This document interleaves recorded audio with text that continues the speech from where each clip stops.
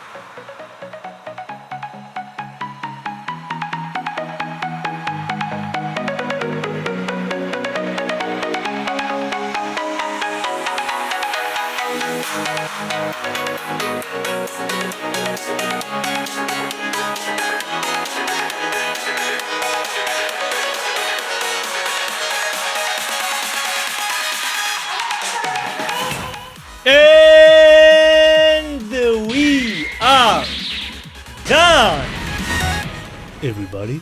Okay, so as you can see, we got a very nice combination of Mixed Dragon and Kabu. He got Mixed Dragon's pants along with Kabu's belt and headband. For the boots and the handband I used the color red, and of course maintained the scar and the veins on his body.